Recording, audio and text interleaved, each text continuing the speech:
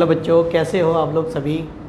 और सभी आप कुशल मंगल होंगे और घर पे बैठकर अपनी जो स्टडीज़ हैं वो अच्छे से कर रहे होंगे। और मेरी तरफ से सारी वीडियोस आपके साथ मैं शेयर कर रहा हूँ। जितना भी सिलेबस है वो आपके साथ बिल्कुल कॉन्टीन्यूटी पे चल रहा है। जितने भी बच्चे मेरे चैनल्स देख रहे हैं और जो शुरू से जुड़े हुए हैं, तो मैंने सारे चैप्टर्स आपको लगभग बिल्कुल आसान तरीके से करा दिए हैं और आप नोट्स बना पा रहे होंगे आराम से बैठकर। थोड़ी सी अगर दिक्कत आती है, मैंने उस दिन भी बताई थी, दोबारा इस बात को रिपीट कर देता हूँ।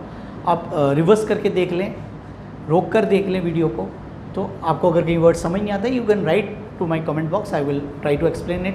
मुझे पता लग जाएगा इस लेक्चर के अंदर मेरे से ये चीज़ नहीं आपको समझ आई, तो आई विल एक्सप्लेन इट। तो इसी के साथ ही आज का लेक्चर हम स्टार्ट करते हैं बेटा। तो हम पढ़ रहे हैं +2 क्लास की, ये क्लास चल रही है आपके साथ सरफेस केमिस्ट्री। और आज हम पढ़ेंगे, कल हमने इसकी ब्रीफिंग की थी और इसका लास्ट क्वेश्चन बताया था कि किस प्रकार से हमारे 3+4 मेथड्स ऑफ प्रिपरेशंस हैं हमारे लायोफोबिक कोलाइडल सॉल्यूशन बनाने के। लायोफोबिक कोलाइडल सॉल्यूशंस क्योंकि उनके बीच में अट्रैक्टिव फोर्सेस कम होती है, तो इनको बनाने के लिए हमारे को स्पेशल मेथड्स का प्रावधान करना पड़ता है। और वो क्या क्या प्रोसेस हैं वो आज हम आपके साथ डिस्कस करेंगे। तो मैं अब सीधा आपको टॉपिक पे लिए चलता हूँ। तो आज का जो विषय रहेगा वो यही रहेगा, methods of preparation of lyophobic colloidal solutions. तो प्यारे बच्चों, हम पढ़ रहे हैं ए पार्ट डिस्पर्जन मेथड, या इसको बोलते हैं डिसइंटीग्रेशन मेथड, डिसइंटीग्रेशन मेथड, इसके बारे में पढ़ाया जा रहा है आपको। और अब इसमें सबसे पहला जो प्रोसेस है that is a part is colloidal mill. मैंने इसका नाम ही लिख दिया सीधा उठाकर। वैसे क्या है बेटा, मैकेनिकल डिसइंटीग्रेशन, डिसइंटीग्रेशन। सबसे पहले आप इसकी साइड पे इसका डायग्राम बनाएंगे बेटा, और इस तरफ हम थ्योरेटिकली लिखेंगे। ये डायग्राम मैं कोलाइडल मिल की बना रहा हूँ। इसमें देखो ध्यान से कैसे होता है। देयर आर 2 स्टील डिस्क, ये हमारे स्टील के डिस्क हैं बेटा, जो थोड़े से गैप के बीच में ये लगाए हुए हैं। और यहाँ से हम सस्पेंशन इसके अंदर चार्ज करते हैं। दिस इज़ द हुपर, और यहाँ पर हम वी चार्ज द सॉल्यूशन, जिसका हमें कोलाइडल सॉल्यूशन बनाना है। और ये जो हमारे these are the steel disc, these are the steel disc. और ये अगर इस they are rotating in the opposite directions, they are rotating in the shaft लगा हुआ है इस पर, and they are rotating in the opposite direction. तो this is the colloidal mill. और यहाँ पर जब पार्टिकल्स आएंगे तो वो यहाँ पर इनको ग्राइंड कर देगा and we get the colloidal particles. तो बड़े पार्टिकल्स को, सस्पेंशन को ये कोलाइडल पार्टिकल्स में कन्वर्ट कर देगा। और ये हमारा पहला प्रोसेस है दैट इज़ मैकेनिकल डिसइंटीग्रेशन। तो ये इसका डायग्राम है जो आपने साइड पे बनाना है, जो आपकी स्क्रीन के ऊपर है। आपने ध्यान से इसको बना लेना है। बहुत ही सिंपल डायग्राम है जो कि आपके सामने दिया हुआ है बेटा। तो this is done in the colloidal mill, और इसको बोल देते हैं बॉल मिल भी बोल देते हैं बेटा, बॉल मिल। और it is called as ultrasonic colloidal mill. It consists of steel disc which are rotating in the opposite direction, जो कि ऑपोजिट डायरेक्शन में रोटेट करते हैं। और लगभग about 1000 revolution per minute RPM about its rotation, and the suspension बताया था suspension के पार्टिकल मोर देन 1000 नैनोमीटर होता है. Suspension in water is feeded into this mill and it grinds the particles to the size of colloidal particle size. colloidal particle size, तो ये colloidal particle size की तरफ ये grind कर देता है इसको, और इस तरीके से we get the colloidal particles, और इन colloidal particles को लेकर suitable medium में डिज़ोल्व कर लिया जाता है और हम उसका तैयार कर लेते हैं colloidal solution. तो ये लिख लिया होगा बेटा आप लोगों ने, डायग्राम आपने अच्छे से बना लिया होगा जो कि मैंने साइड पे बनाया इसीलिए. तो अब एक और लिखेंगे, these particles colloidal particles means are dissolved, बोला गया इनको, are dissolved in the suitable solvents, that is viscous medium, to get the colloidal solution. तो ये थी हमारी पहली methods of preparation of colloidal solution, जिसको हमने क्या नाम दिया है, मैकेनिकल डिसइंटीग्रेशन, जिसका किस में करते हैं, कोलाइडल मिल के अंदर करते हैं. तो ये कैसे किया, ये सारी की सारी बात आपके साथ शेयर की गई. अब आप लिखें बेटा, सेकंड है बेटा इलेक्ट्रिकल, वो मैकेनिकल था, ये इलेक्ट्रिकल डिसइंटीग्रेशन. अब है इलेक्ट्रिकल, पहले मैकेनिकल था, now we have the electrical. अब इलेक्ट्रिकल में कैसे करना है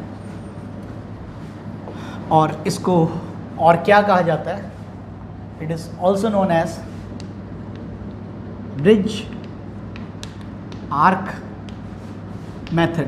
it is also known as bridge arc method. इसका डायग्राम भी आप साइड पे बनाएंगे. We have the trough like this, और ट्रफ को इन्होंने अनदर कंटेनर में रखा है, बड़े ट्रफ में रखा है, और इसमें तो इन्होंने क्या लिया है, सॉल्यूशन लिया है बेटा, water, taken the water in this, और ये इसको दूसरे बड़े ट्रफ में रखा गया है, और यहाँ पर खूब सारी क्या डाल दी गई है, आइस, बर्फ़ डाल दी गई है ठंडा करने के लिए. तो these are the ice cubes. ये तो पानी था बेटा. What is this, this is the ice cubes. इसके बाद इसने यहाँ पर जिस भी मेटल का कोलाइडल सॉल्यूशन बनाना है उसको वी शेप आर्क में रखना है.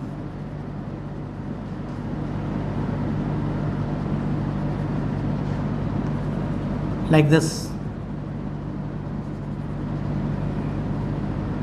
and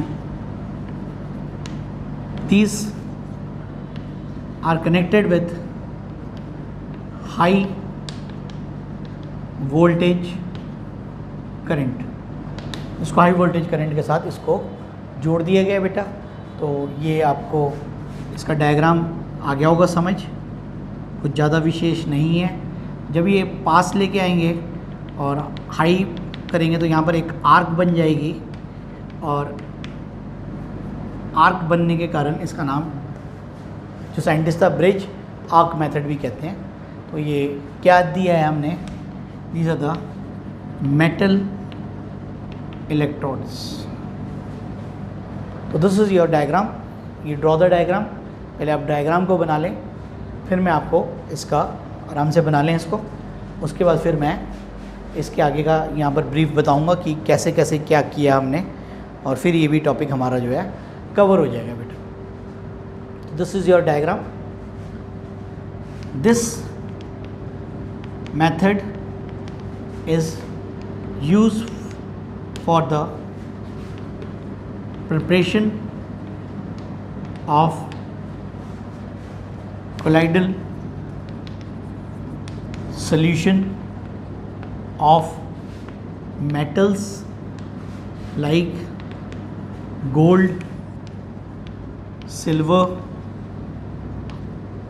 platinum,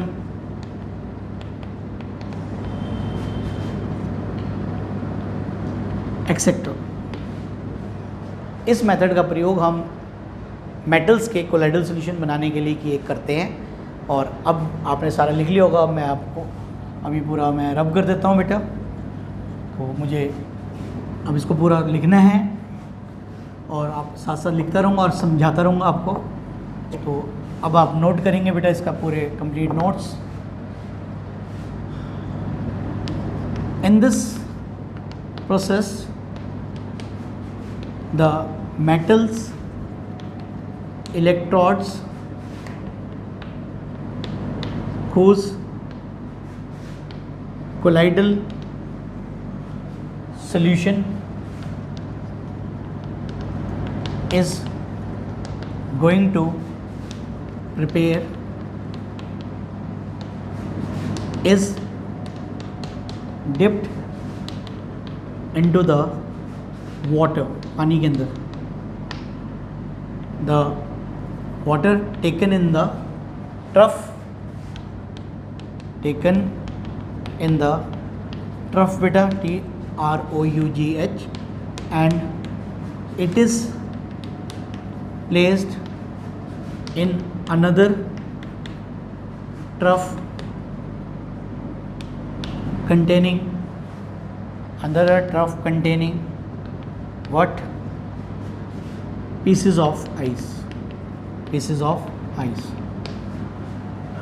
अब when we apply high voltage of current, जब हम खूब सारी करंट इसमें से पास करते हैं, high voltage of current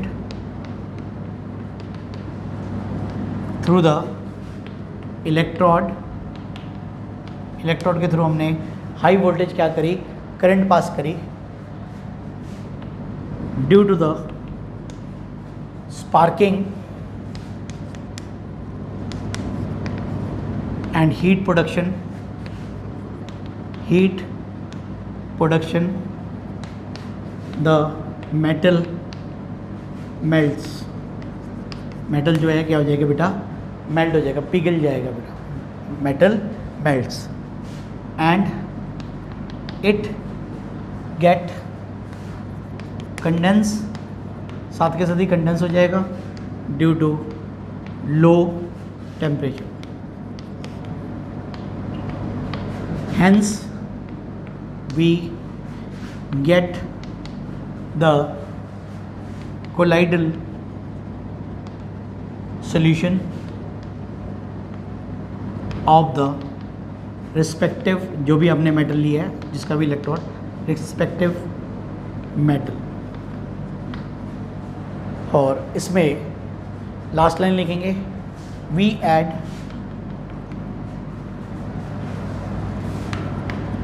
stabilizer to the water to get the stable colloidal solutions.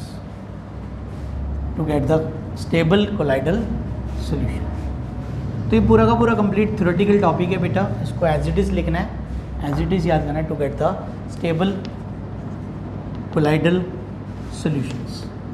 तो ये था हमारा टॉपिक नंबर 2 जो आपके सामने है, स्क्रीन के ऊपर है. पूरा आपने नोट कर लेना है बेटा, ठीक है. नोट कर लिया होगा, साथ साथ ही मेरा स्पीड बन गई होगी अब लिखने की, ठीक है. जो बच्चे नए जुड़े हैं हमारे चैनल के साथ, तो थोड़ा थोड़ा आप लिखने बोल ही रहा हूँ, सारा का सारा आपको क्लियर बताया जा रहा है.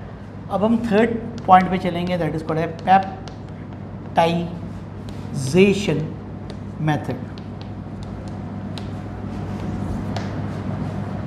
पेप्टाइजेशन अपने में ही इम्पॉर्टेंट है. सिर्फ डेफिनेशन आ जाती है बेटा इसकी, और पूरा प्रोसेस अभी आपको बताऊंगा, एग्जांपल शेयर करूंगा आपके साथ। अपने में ही इम्पॉर्टेंट तो सारी ही हैं बेटा, लेकिन ये अपने में डेफिनेशन इम्पॉर्टेंट है। इसकी डेफिनेशन लिखी जाएगी सबसे पहले कि भाई पेप्टाइजेशन प्रोसेस होती क्या है।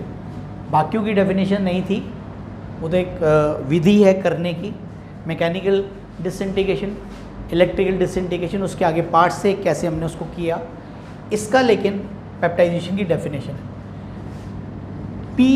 पेप से याद रखना है प्रेसिपिटेट्स, ये बात याद रखनी। प्रेसिपिटेट्स को कन्वर्ट करना है कोलाइडल पार्टिकल्स के अंदर, और इस विधि को क्या कहा जाता है?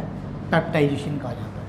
तो फिर से बता रहा हूँ, पेप्टाइजेशन से याद रहेगा आपको प्रेसिपिटेट्स जानती हैं आप, सस्पेंशन को बोलते हैं जिसके अंदर पार्टिकल्स बड़े बड़े से हो जाते हैं, और उसको हमने कोलाइडल पार्टिकल्स में कन्वर्ट करना है, और इस विधि को पेप्टाइजेशन मेथड कहा जाता है। तो क्या है? इट इज़, डेफिनेशन लिखा जा रहा है, process of conversion of freshly ताजे बनाए हुए, freshly prepared precipitates into the colloidal particles by the addition of small amount of electrolyte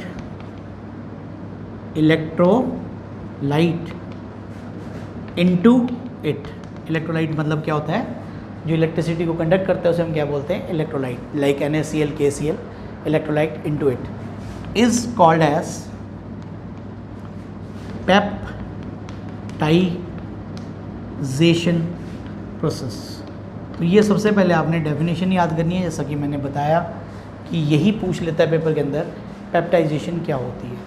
it is a process of conversion of freshly prepared, ताजे बनाए हुए, precipitates into the colloidal particles by the addition of small amount of electrolyte पता ही है क्या होते हैं, जो कि इलेक्ट्रिसिटी को कंडक्ट करता है, into it is called as peptization. अब इसके दो एग्जांपल्स हमें दिए हुए हैं, और फिर हम इसके बारे में पढ़ेंगे कि ये होता कैसे है, हाउ द प्रोसेस फॉलोज, कैसे ये होता है, हाउ इट हैपन्स, या you can say mechanism of the process. Write down 2 examples, paper में आप एक ही लिख देना।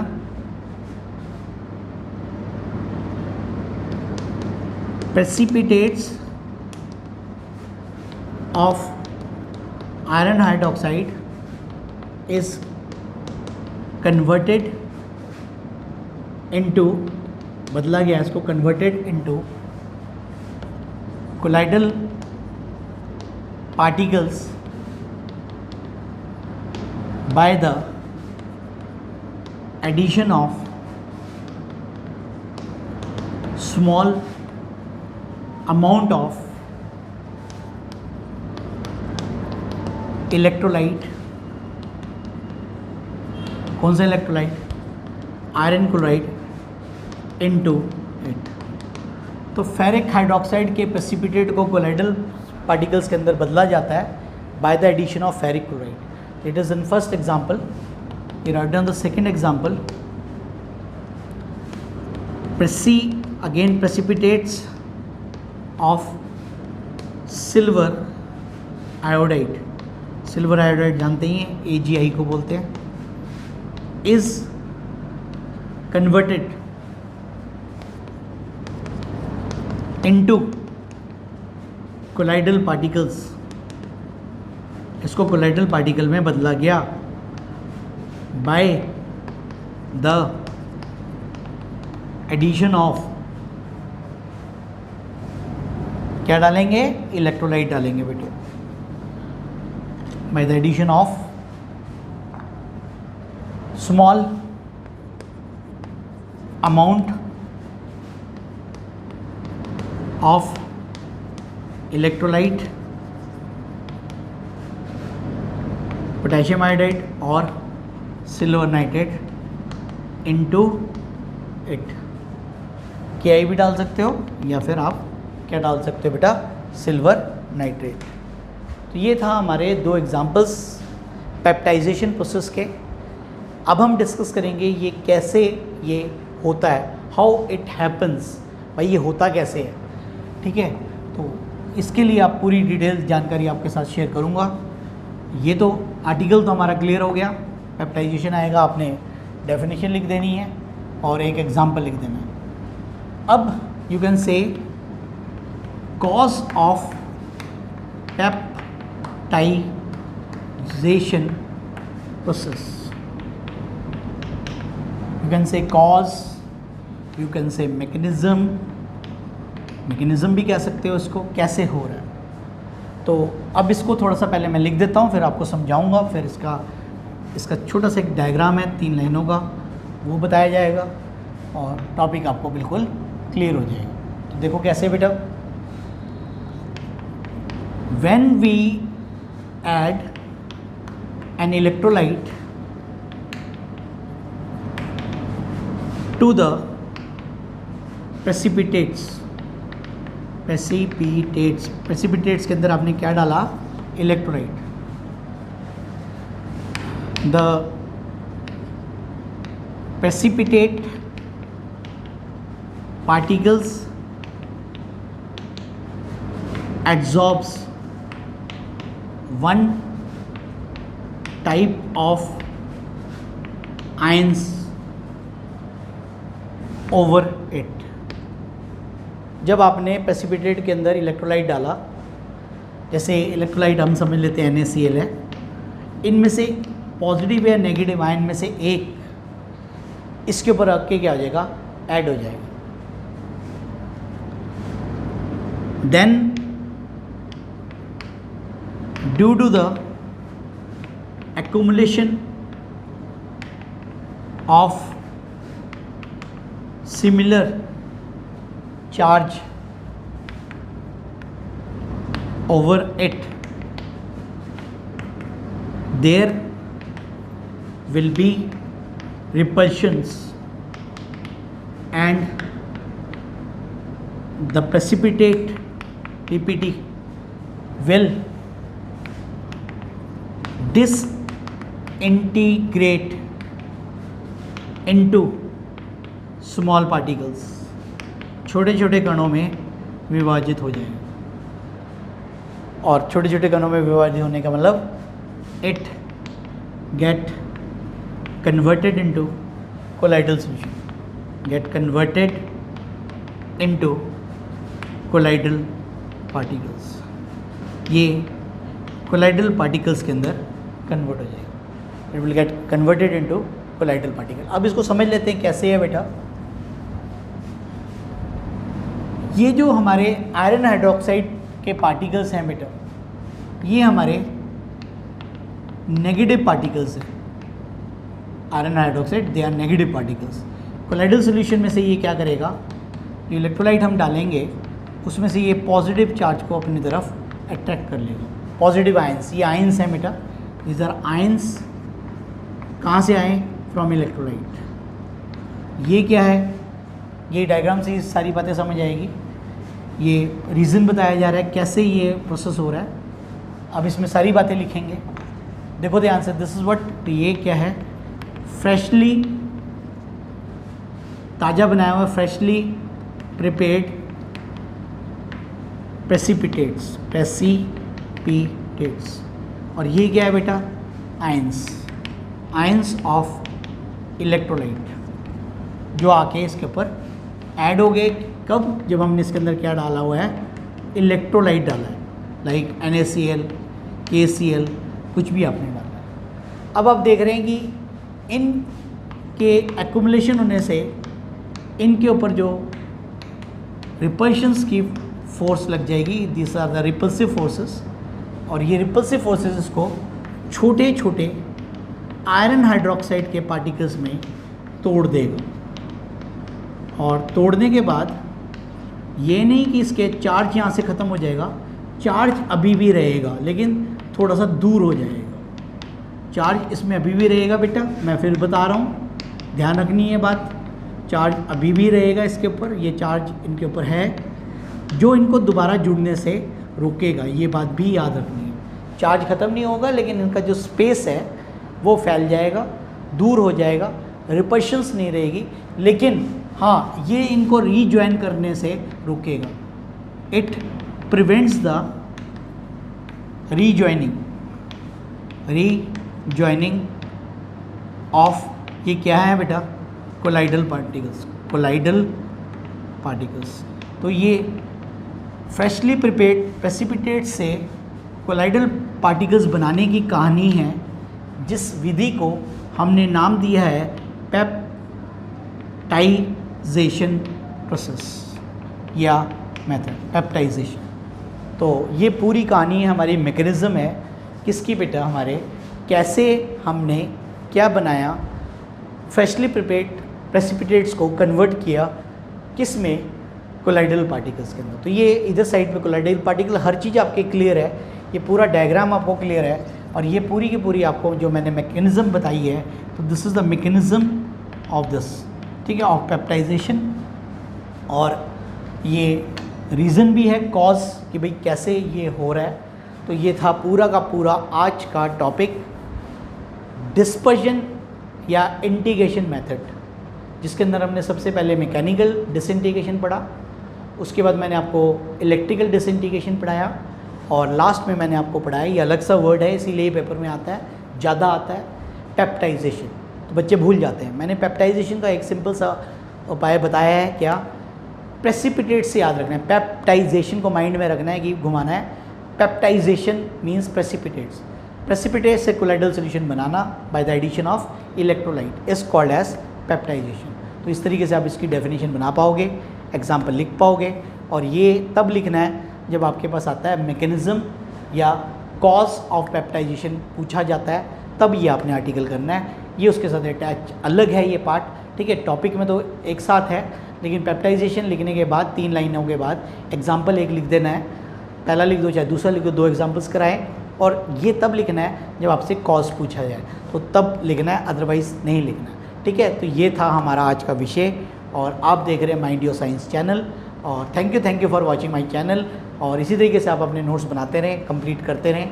जो कुछ कहीं समझ नहीं आता है वर्ड्स, तो डोंट हेजिटेट, मैं बार बार कह रहा हूँ, आप लिख कर उसमें कमेंट बॉक्स में लिखें, तो मैं उस वीडियो की उसी के अंदर रिप्लाई के अंदर ही आपको रिप्लाई दे दूँगा। रिप्लाई ऑप्शंस होता है, तो उसके अंदर रिप्लाई के अंदर आपको मैं मैसेज के अंदर बता दूँगा कि भाई ये पॉइंट यहाँ पर ये है।